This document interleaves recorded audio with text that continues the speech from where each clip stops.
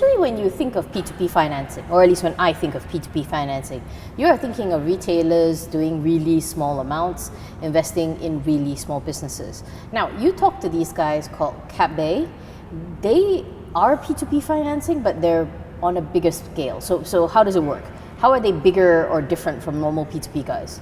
So actually on the P2P aspect of this thing, it's still the same. Like the P2P investors of CapBay, they still invest small amounts, still invest in SMEs, Yeah. but it's just CapBay's business. They actually started out helping banks digitize their supply chain financing program. Right. And so in that case, the deals are bigger.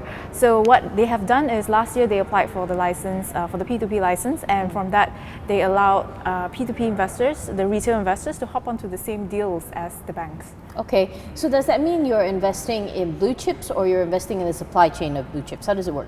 So you're investing in the supply chain of blue chips. So you're investing in the SMEs that supply to these blue chip companies. Does that mean returns are bigger at the end of the day, or because I suppose P2P, some people are worried about the how solid the businesses they're investing in. In this case, investors who go into this, do they feel more assured, or is the returns bigger? I mean, why would you choose this as opposed to everybody else? I don't think they would say that the returns will be bigger, but definitely from the security sense, if you are investing in the financing notes of a supplier to a blue chip company, you can be pretty sure that the customer of that supplier will pay back the money to the supplier.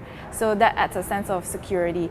And in addition, the way CapBay structures their notes is that the customer, so let's say for example TM, which is their most recent deal, would pay the amount directly to CapBay so that CapBay can pay back to the investors. So they don't have to wait for TM to pay the supplier and then the supplier to pay CapBay. Okay.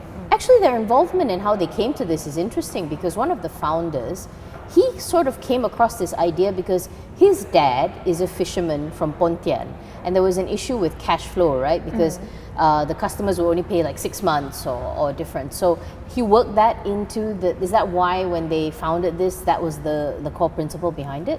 So from that experience when he was young, he said that he started to research more about invoice financing and factoring, which is a service that already existed. And so he just started to research more about it, and when he got to university and after he graduated, he started to learn more about it, and which is why he decided to start a company like that here with the digital angle. Yeah. Okay, so here's the big question.